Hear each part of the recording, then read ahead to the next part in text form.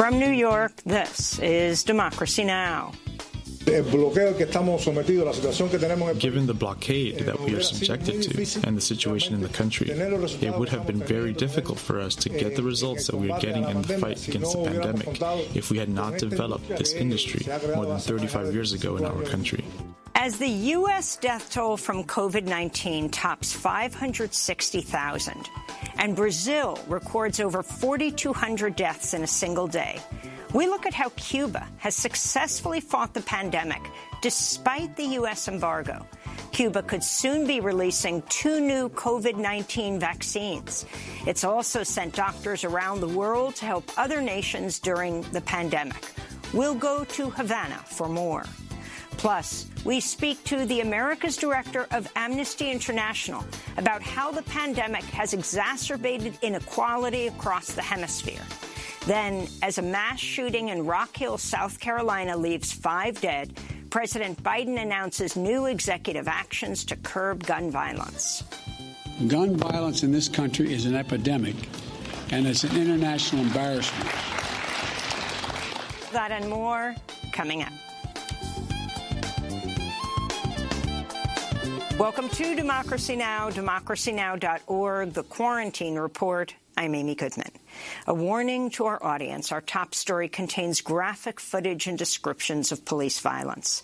In Minneapolis, a medical expert called by the prosecution in former police officer Derek Chauvin's murder trial testified Thursday George Floyd died from a lack of oxygen, not from the drug fentanyl, as alleged by the defense.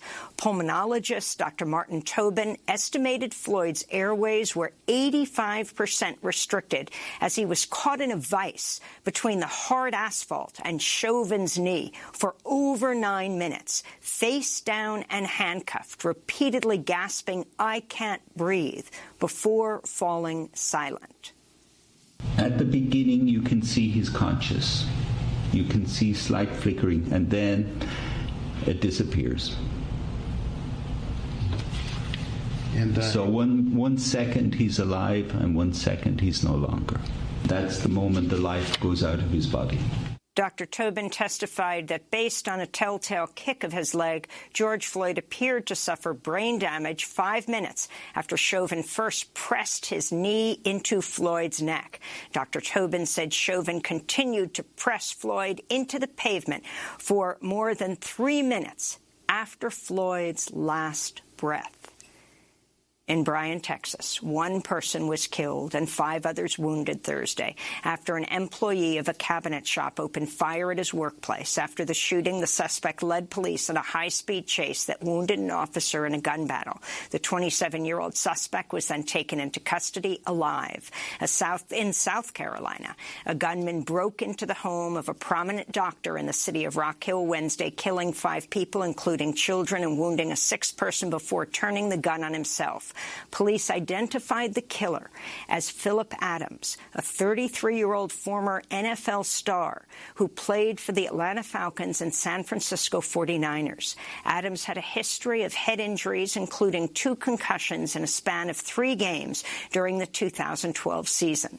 Adams' father said his son had no history of violence, telling reporters, quote, "I can say he's a good kid.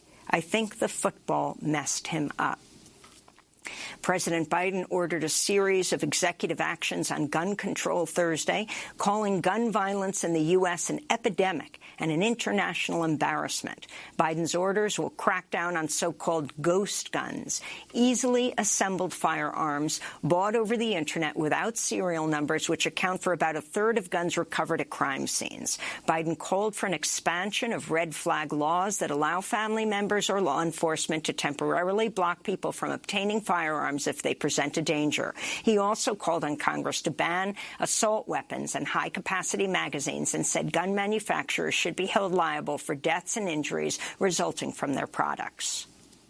The only industry in America, a billion-dollar industry, that can't be sued, has exempt from being sued, are gun manufacturers. The United States recorded nearly 80,000 new coronavirus infections Thursday and 1,000 deaths from COVID-19. Michigan remains the hardest hit state, but new hotspots are emerging in the Northeast, Texas, and parts of the upper Midwest. In North Carolina, health officials shut down a mass vaccination site Thursday after several patients had immediate adverse reactions to shots of Johnson & Johnson's COVID-19 vaccine. This follows similar reports of nausea and dizziness in people who received J&J doses in Colorado a day earlier. Johnson & Johnson said Thursday it'll drastically reduce its deliveries of its vaccine around the U.S. next week after one of its contractors, Emergent Biosolutions, said 15 million doses at a Baltimore plant were contaminated and needed to be thrown out. The White House has since ordered Johnson & Johnson to take charge of the plant. 1 in 4 U.S. adults is now fully vaccinated against COVID-19. In Pakistan, Prime Minister Imran Khan is being called a rape apologist after he blamed a rise in sexual assault cases on the way women dress and on outside cultural influence. This is human rights activist Tahir Abdullah, who joined a protest in the capital Islamabad this week.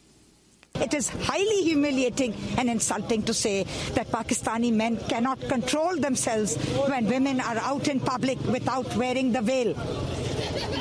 Does that mean that men are out of control and that all men are rapists because they see women not observing the veil in public? This is nonsense.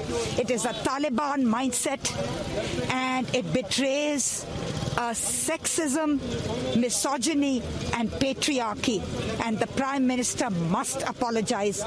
President Biden has joined the Irish and British prime ministers in calling for an end to the unrest that's rocked Northern Ireland over the past week. Since last Friday, vehicles have been set on fire and clashes with police have left dozens of officers injured. Police deployed water cannons in Belfast Thursday night and threatened to start shooting plastic bullets. Some of those in the streets have been as young as 12 or 13. The unrest comes amidst mounting anger in unionist or loyalist areas over Brexit, which they say further weakens Northern Ireland's ties to Britain.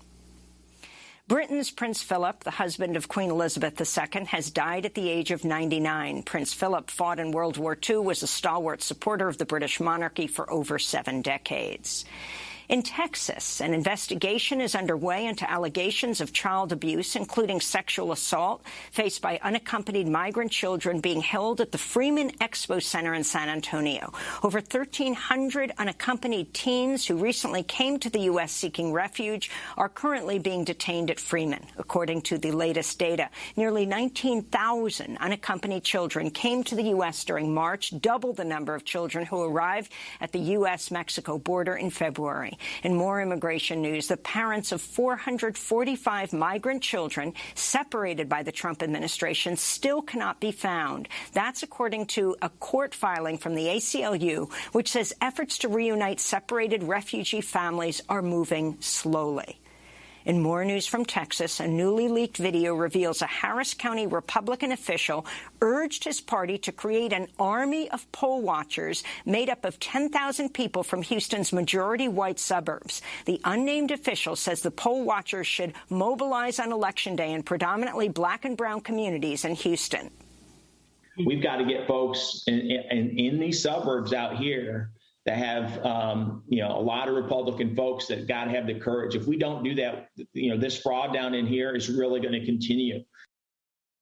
The video was published by the government accountability group Common Cause Texas, which warns the efforts could further fuel voter suppression in communities of color. New Mexico's banned qualified immunity for all government workers, including police officers. Governor Michelle Lujan Grisham signed the legislation Wednesday, ending the use of legal protection which for years has given police officers near immunity from lawsuits and from prosecution in cases of excessive force and other forms of misconduct. This comes after New York City banned qualified immunity for police officers last month.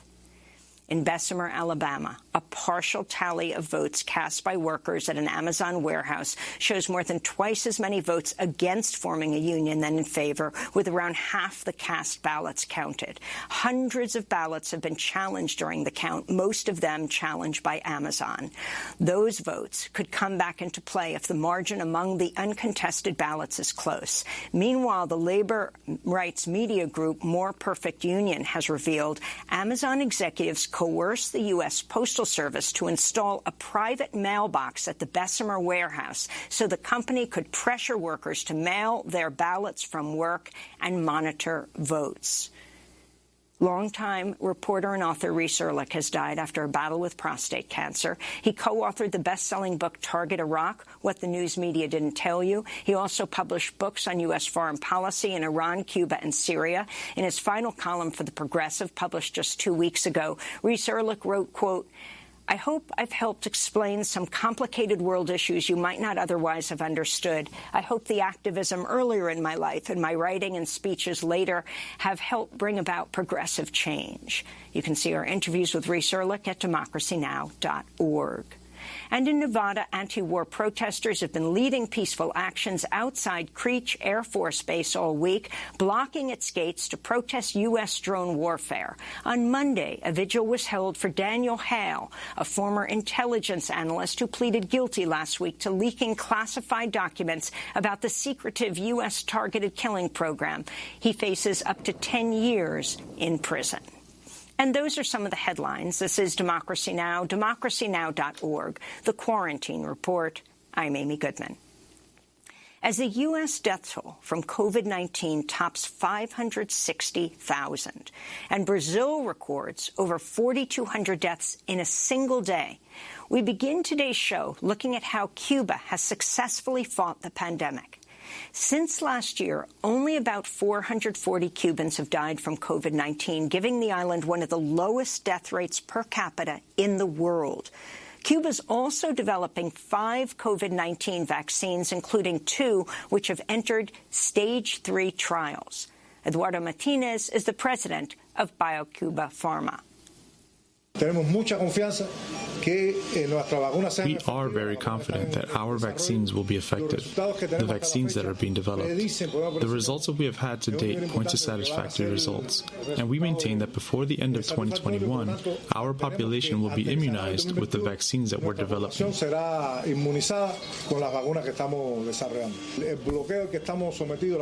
Given the blockade that we are subjected to and the situation in the country, it would have been very difficult for us to get the results that we are getting in the fight against the pandemic if we had not developed this industry more than 35 years ago in our country. For decades, Cuba has heavily invested in its medical and pharmaceutical system, in part because of the 6-decade-old U.S. embargo that's made it harder for Cuba to import equipment and raw materials from other countries. In the 1980s, Cuba developed the world's first meningitis B vaccine. It's also developed important cancer drugs that are now being used in the United States and elsewhere. In a moment, we'll go to Havana. But first, I want to turn to an excerpt from the recent online documentary series, The War on Cuba, produced by Belly of the Beast, an independent media group in Cuba. One episode looks at Cuba's efforts to fight COVID-19 at home and abroad. It's narrated by the Cuban journalist Liz Oliva Hernandez. Every morning, tens of thousands of doctors, nurses, and medical students take to the streets across Cuba. They are on the front lines of our fight against COVID. Talia Ruiz is a first-year medical student. I don't feel afraid. If we are careful and take the necessary measures, we won't get infected. There are doctors who have faced the disease head-on, and they haven't gotten sick. For example, my dad. Hi, Dad. Talia's father, Juan Jesus, is a family doctor who works at a small clinic next to their home. In March, he joined a group of Cuban doctors on a medical mission to Lombardy, Italy. At the time, Lombardy was the global epicenter of the pandemic. The number of cases overwhelmed the health system there. We helped the medical personnel who could no longer handle so many cases, and we saved some lives. As we walked to the farewell ceremony, from every home, people came out and applauded us. It was the best feeling I've had in my life. That's why you go on missions. It wasn't the first time Juan Jesus risked his life far from home. He's part of the Henry Reeve Brigade, Cuba's medical special forces. Henry Reeve was a soldier from the United States who fought for Cuba against the Spanish in the 1868 war. The brigade was formed in 2005. A hurricane called Katrina destroyed New Orleans. There was a huge number of deaths. Cuba offered to send 100 doctors to work alongside U.S. doctors. We were ready to go. George W. Bush rejected Cuba's offer to help New Orleans. Since then, Juan Jesus has treated survivors of natural disasters and epidemics around the world. That's an excerpt from the video series The War on Cuba, which was produced by Belly of the Beast, an independent media organization in Cuba founded by journalist Reed Lindsay, who joins us from Havana, where we're also joined by Dr. Rolando Perez Rodriguez, the Director of Science and Innovation at BioCuba Pharma, which oversees Cuba's medicine development, including the development of COVID-19 vaccines. He's also the founder of Cuba's Molecular Immunology Center and a member of the Cuban Academy of Science. We welcome you both to Democracy Now! Dr. Rolando Perez Rodriguez, why don't you talk about the latest vaccines, two of which are in Trial 3, Soberano 2 is one of them. Good morning. I would like to thank you for this invitation to share with you our experience in facing COVID-19 pandemics. I had to say that we have the first case of COVID-19 in Cuba was reported on March 11, 2021. And in April this year, we decided to start this COVID vaccine project, several vaccine a COVID-19 vaccine project. And in August 13, we already got the first approval to start a phase 1 clinical trial with the first vaccine candidate. So in very short time, we succeed to get to clinical development of this candidate vaccine. Today, we have, as you said, 5 different vaccine candidates in clinical development, 2 of them in phase 3 clinical trials. 3 of these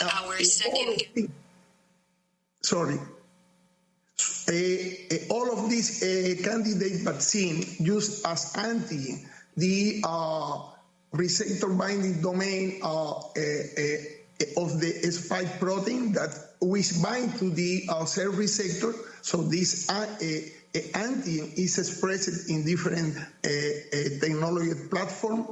3 of the vaccine use the recombinant protein produced in mammalian cells, and the other 2 in yeast. But all of these vaccines we are developing now, we use platform technology that are very safe, are subunit vaccines.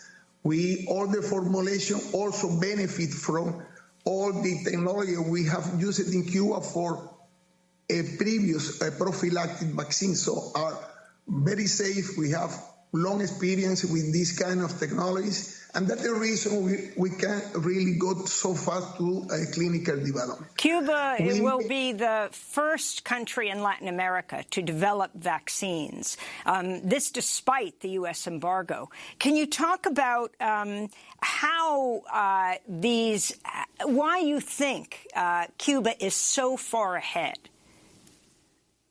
No, I had to say that we in Cuba we make a huge investment, in biotechnology last century. By the 80s of last century, we start developing a biotech industry so early, maybe And then in combination with a healthcare system that, is free, is universal, full coverage, and this combination of biotech industry and a good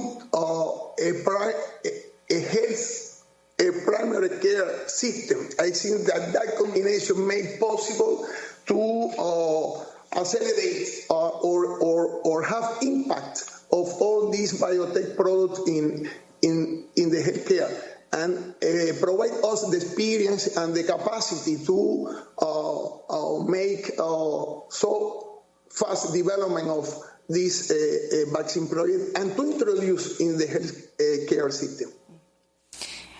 Why do you think Cuba has far surpassed the United States when it comes to COVID-19 and people surviving? I mean, the U.S., per capita, I think Cuba has something like over the year between 40 and 60 times less the death toll per capita than the United States. How is this possible with the U.S. being the wealthiest country in the world and in the U.S. imposing this massive embargo against Cuba, which is not only stopping U.S. support for Cuba, but countries around the world? No, it's what I tried to explain before. That is a combination of a national pharmaceutical, biopharmaceutical industry, but also how we organize the healthcare system in Cuba. That is free, universal, full coverage with access to all the population, and also this health primary care system that is looking for,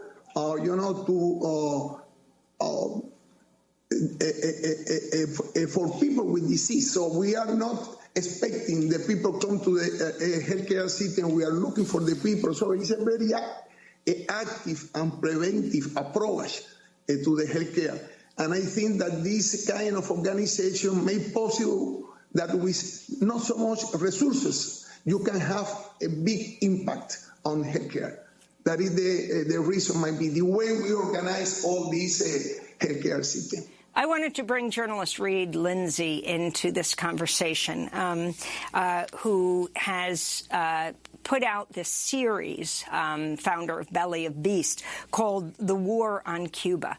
If you can talk about overall during the time of COVID, even beyond the vaccines, what Cuba has done, what you document in your film series, like sending doctors to places like Brazil, Bolivia, Ecuador, and beyond. Thanks a lot, Amy. I was in Haiti for 5 years, and that was my first direct experience with the Cuban doctors, and I found it remarkable what the Cuban program in Haiti was doing. It wasn't only bringing Cuban doctors to work in the poorest areas of Haiti, it was also training Haitian doctors in Cuba. And Cuba at that time was graduating more doctors than the public universities in Haiti. And they were returning to Haiti and working there. And in a sense, it was brain drain in reverse. And living here in Cuba, my doctor is just a block or two away. If I have any problem, I walk down there. It's free. I don't have to show any papers. And that's what it's like for healthcare. It can be a little shocking not having to go in and fill out forms and showing your insurance and everything. And of course, when COVID hit, I knew that Cuba would be prepared, and I felt safer here, frankly, a lot safer than I did if I had been in the United States. I remember telling my mom, who's often been worried about different places I've been in around the world, I told her now I was more worried about her than she was about me. I want to turn to another excerpt from your film, The War on Cuba, about Brazil's far-right President Jair Bolsonaro expelling thousands of Cuban doctors in 2018. Bolsonaro has always followed the U.S. president. They call him the Latino Trump. The U.S. wants to cut off the income to choke the Cuban economy, to try to bring about a political change here on the island. When Cuba left the program, around 1,700 municipalities were suddenly left without doctors. I had a patient in Brazil, a 70-year-old man, illiterate. He made an appointment so he could say goodbye. He cried right here on my shoulder. Millions of Brazilians in poor communities were left without health care. It was just the beginning. Ecuador's president became a Trump ally, and then, in November 2019, he expelled hundreds of Cuban doctors. That same month, a U.S.-supported coup ousted Bolivian President Evo Morales. Bolivia's de facto government immediately took aim at the Cuban doctors. The false Cuban doctors. They said we weren't doctors. They accused us of being criminals. Joandra Muro was head of the Cuban medical mission in Bolivia. They threatened to burn down the Cuban doctors' homes. They took others to Interpol. They pointed guns at 2 brigade members. They strip-searched some of our women. That an excerpt from The War on Cuba. Reed Lindsay, a founder of the Belly of the Beast production that made this series. Now, this is very interesting what's happening in Brazil. And if you can talk about the effects of this. I mean, we just reported that 4,200 people died in Brazil just yesterday. That's over 10 times the number of Cubans who've died during the entire pandemic. Yeah, it's in doing this series, we spoke with numerous doctors who were part of Cuban doctors who were in Brazil, and they were hurting because they knew that these communities that they were helping, they weren't able to help, and that they were suffering. People were dying of COVID. What that was part of Trump's policies to crush the Cuban economy, because Cuba sends doctors to other parts of the world. Like Haiti, there are many cases where there's really no evidence it's anything but altruistic. But it also sends doctors to places like Brazil, and Cuba receives some money for that, and they use that money to subsidize healthcare in Cuba. And so the Trump administration went after these programs to try to basically hurt the Cuban economy. And it wasn't the only thing they've done. What's really remarkable about the vaccines and what Cuba's achieved in the last year is that Cuba right now is undergoing a severe economic crisis. And in part, it's because of COVID. Obviously, there's no more tourism, and Cuba depended greatly on tourism for its economy. But even before then, there were people who were comparing the economic situation in Cuba to the special period after the fall of the Soviet Union, which was considered worse than the Great Depression.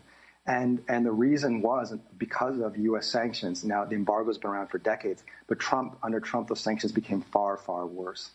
And, that's really the story we were trying to tell with the war in Cuba. I feel it's important to point out that this is a project. What's really unique about Belly of the Beast, and I'm very proud of being a part of it, is that it is a collaboration between U.S. journalists and filmmakers and Cuban journalists and filmmakers. Most of the people in Belly of the Beast are young Cuban journalists and filmmakers. They're telling stories about U.S. intervention in Cuba for a young audience in the United States. And we feel that's really important because people in the United States are at the forefront of pushing for change and policy in the U.S., but they don't always get information about the impact of U.S. policy in other parts of the world, such as Cuba. Not only how that policy is affecting Cubans, but also how that policy affects people in the U.S. And you cited an example earlier. Cuba produces life-saving drugs that cannot be obtained in the United States because of the U.S. embargo. Let me go back to Dr. Rolando Perez Rodriguez. What plans does Cuba have for your vaccines, like Soberano? How do you plan to use it? And as with doctors, do you plan to export this vaccine? And how many people have participated in trials in Cuba? Okay, we are expecting to get the result of the phase 3 clinical trial by June. So if we have already the clinical data for efficacy of this vaccine, we should get an authorization for emergency use for the Cuban regulatory agency. And then we can start the massive immunization program in our country. But in parallel, with this phase 3 clinical trial that involved more than 80,000 people, because Soberana, a candidate vaccine, or vaccine candidate has a clinical trial that should include more than 44,000 people, and the other vaccine, candidate vaccine, Abdala, has a clinical trial that should include 48,000 volunteers. So, but in parallel to this clinical phase 3 clinical trial, we are also making clinical studies at population scale in risk groups, population group. For example, the healthcare workers, all people that are facing the disease directly. And then we, in this personal, medical, doctor, nurses, and employees, we are also now making a clinical study. All this data from phase 3 and the clinical data in this a population, a clinical study that is like a real work, because in that kind of study you will have not only the efficacy, but also how effective will be the vaccine in somehow stop the virus transmission, not just preventing the disease. We should have enough data by June to have this emergency use authorization from the Cuban regulatory agency. I want to go to the U.S. I want to go to the U.S. administration approach to Cuba. During his campaign, President Biden promised to lift current restrictions on remittances and travel to Cuba, but it remains unclear if he's going to pursue resetting relationships with the island. Last month, White House spokesperson Jen Psaki said a shift in U.S. policy on Cuba is not a priority for Biden, adding his administration is reviewing Trump's designation of Cuba as a state sponsor of terrorism. This is Biden speaking to a crowd in Broward County, Florida, just days before the 2020 presidential election. We have to vote for a new Cuba policy as well. This administration approach isn't working. Cuba's no closer to freedom and democracy today than it was 4 years ago. In fact, there are more political prisoners, and secret police are as brutal as ever, and Russia, once again, is a major presence in Havana.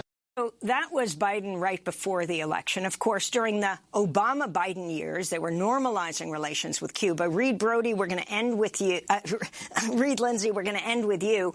If you can talk about what the effect of these U.S. sanctions has been on Cuba, and what it would mean if those sanctions were lifted. And as I mentioned, Cuba is going through an unbelievable economic crisis.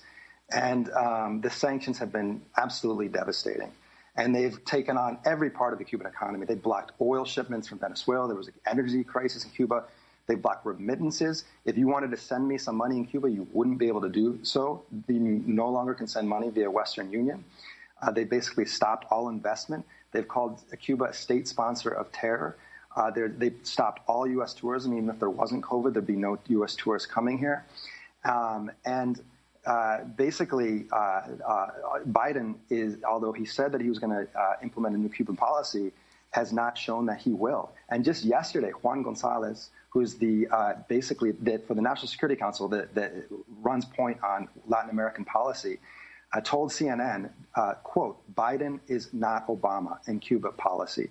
And he said that that the administration would not invest the political capital necessary to change policy towards Cuba. The Biden administration is being pressured by powerful Cuban Americans. The Cuban Americans are the chairs of the Senate Foreign Relations Committee and the chair of the House Foreign Affairs Committee. They're getting a lot of pressure, and they're just not interested in changing policy. At least so far, they've shown them not. So far, it's status quo as far as policy towards Cuba. Well, I want to thank you both for being with us. Reed Lindsay, journalist and founder of Belly of the Beast, independent media organization that covers Cuba and U.S.-Cuba relations. Also the director of the War on Cuba series, which is executive produced by Danny Glover and Oliver Stone. And Dr. Rolando Perez Rodriguez, the director of science and innovation at BioCuba Pharma. He's also the founder of Cuba's Molecular Immunology Center, a member of the Cuban Academy of Science. Coming up, we stay in the Americas. We'll be talking to the director, the America's director of Amnesty International, about how the pandemic has exacerbated inequality and driven migration north across the hemisphere. Stay with us.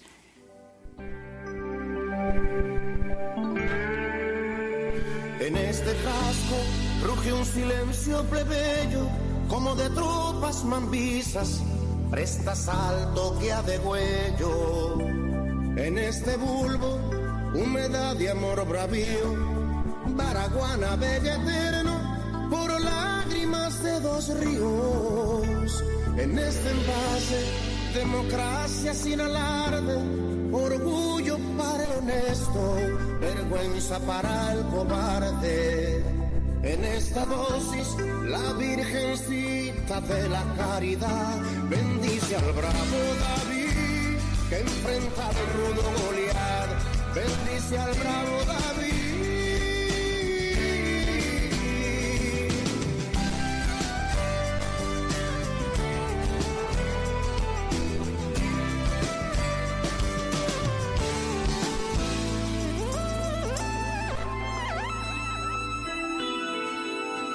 En este frasco.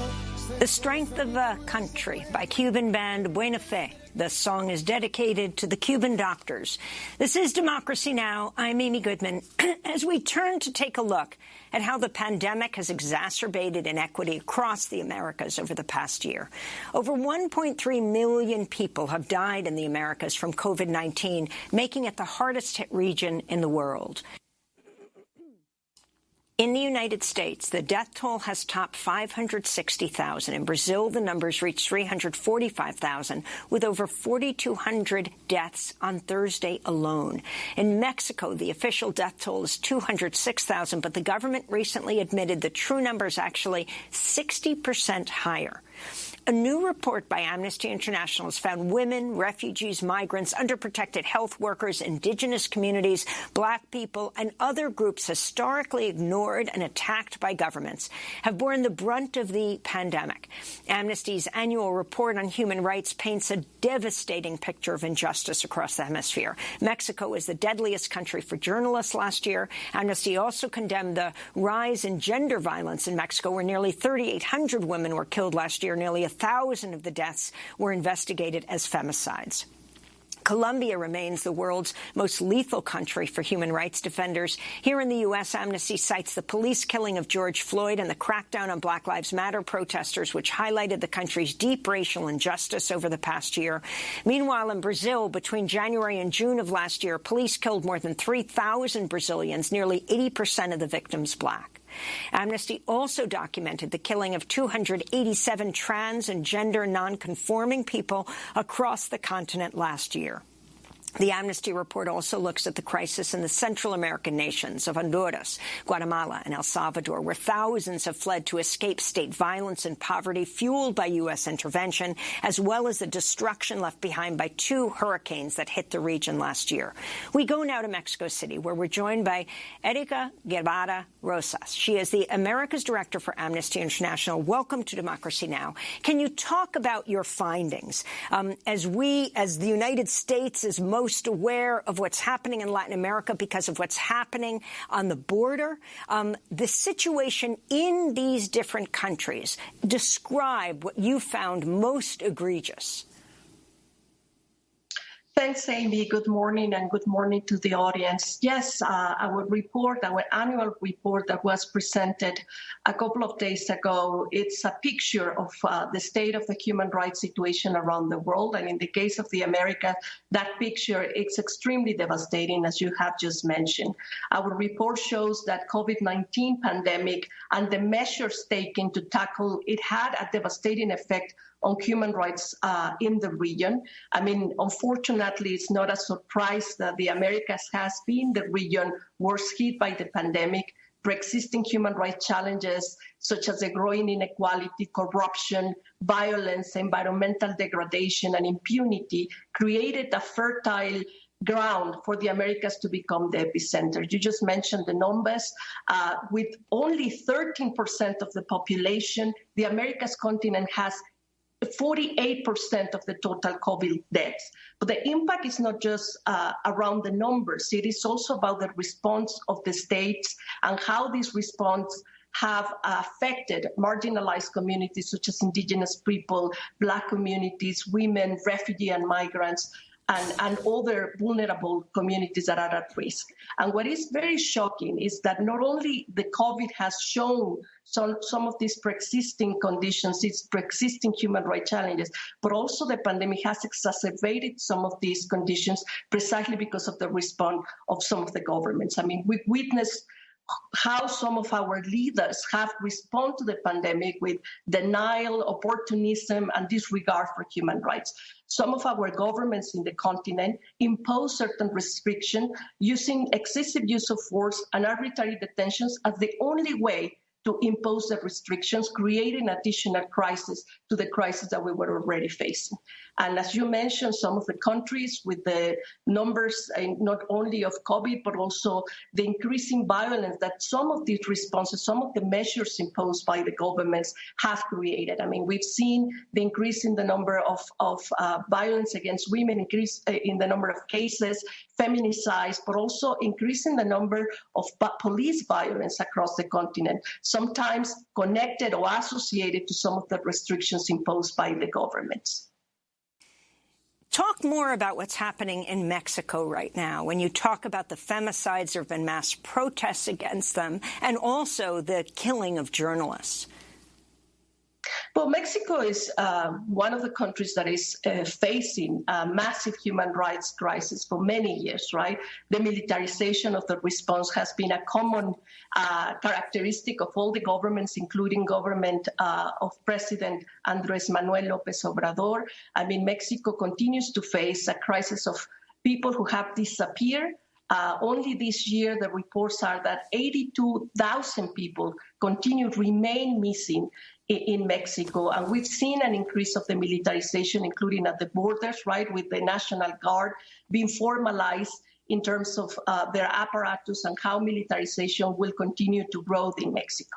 Mexico continues to be the most dangerous country for journalists, is the fourth most dangerous country for human rights defenders, but also is facing an additional pandemic to the COVID-19 pandemic, that is gender violence against women and girls, right? The increasing number of feminicides over the last 5 years is extremely shocking, but also the increasing demand that we are seeing on the streets. Women are taking to the streets, particularly young women and feminist collectives, demanding accountability and demanding a stop in gender violence. And what they've been facing is additional violence by the police, excessive use of force, arbitrary detention. We have received reports of sexual violence against protesters that are taken to the streets. And we've seen also President Andrés López Obrador disregard for the situation that women and girls are facing in the country, reducing the investment into public policy to prevent violence, but also attacking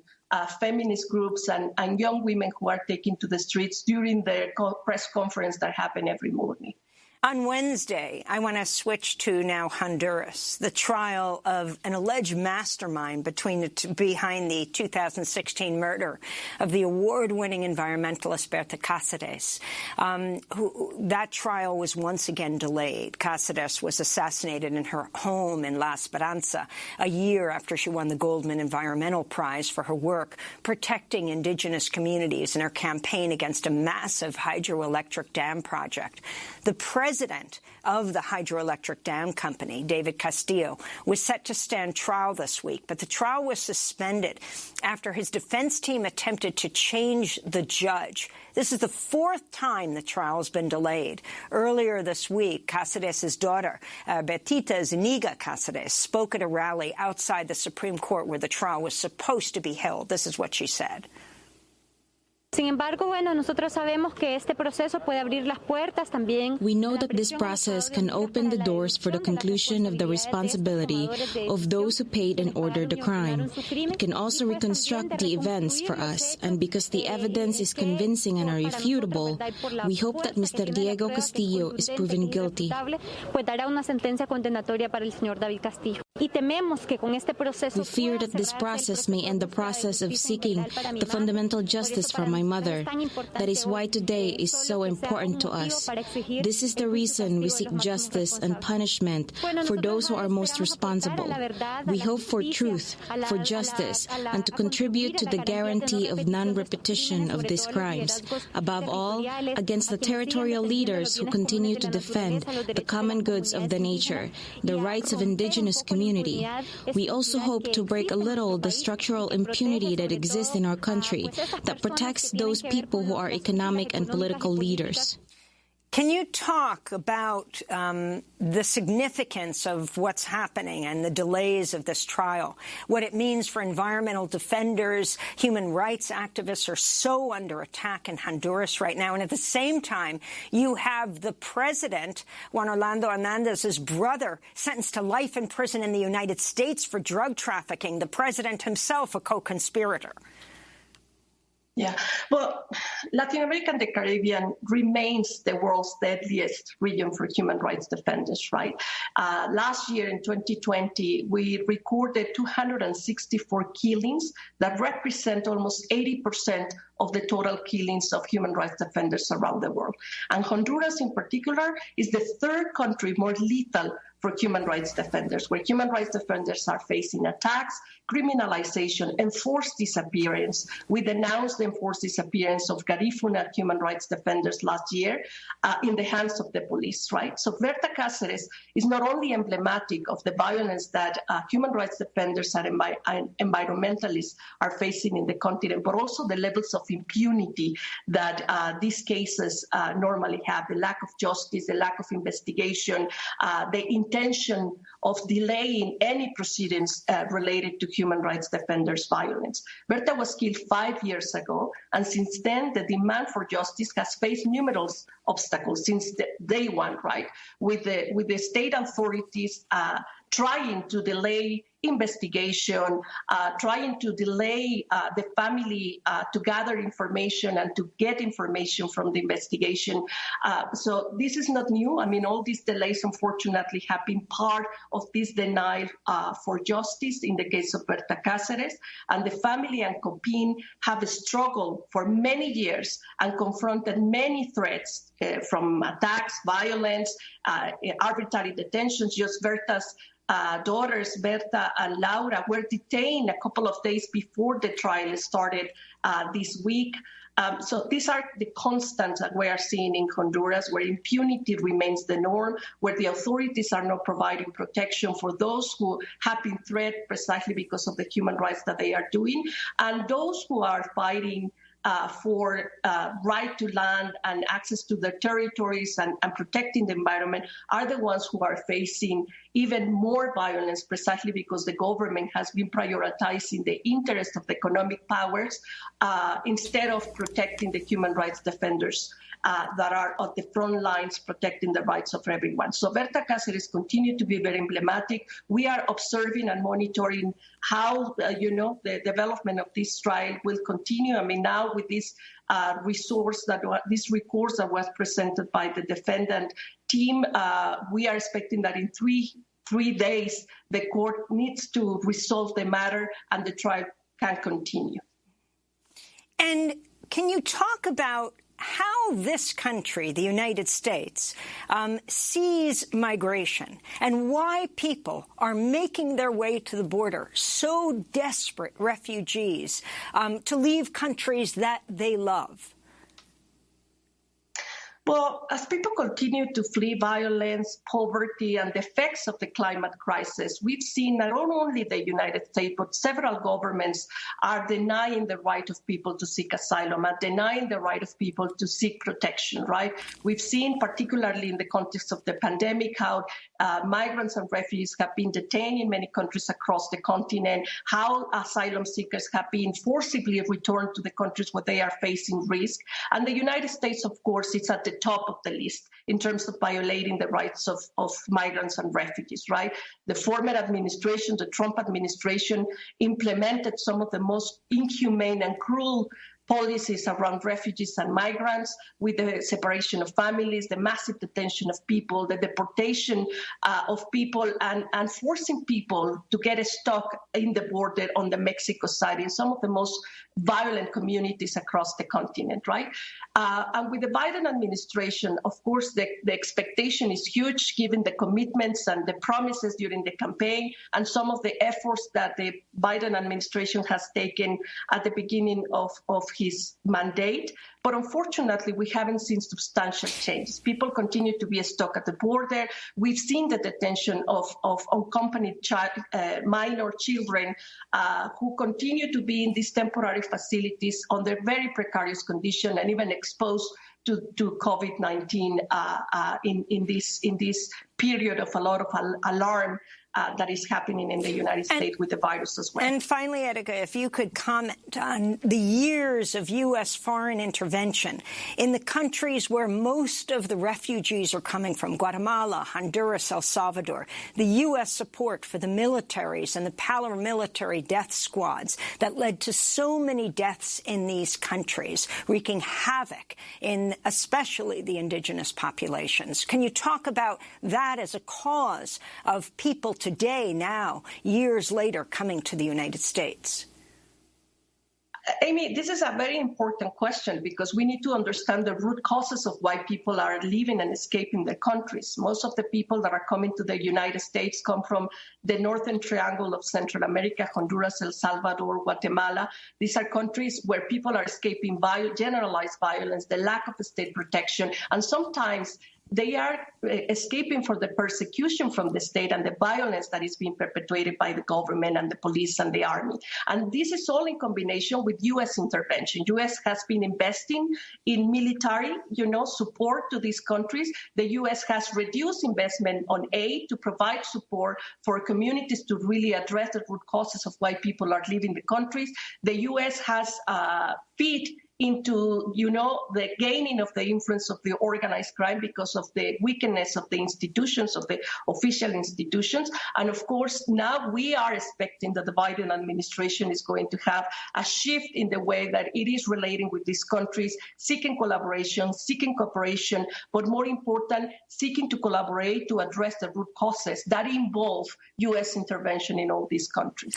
Erika Guevara Rosas, I want to thank you so much for being with us. Human rights lawyer, America's director for Amnesty International, which has just published its annual report on the state of the world's human rights. Coming up, President Biden has ordered a series of executive actions on gun control, calling gun violence in the U.S. an epidemic and an international embarrassment. We'll get more.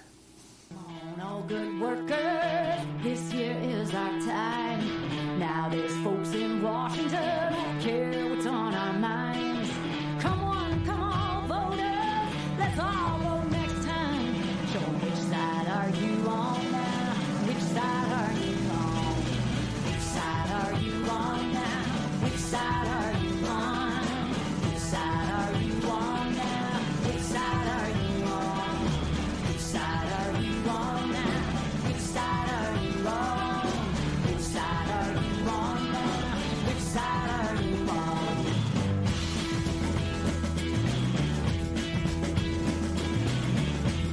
Ani DeFranco singing Which Side Are You On? This is Democracy Now!, democracynow.org. I'm Amy Goodman.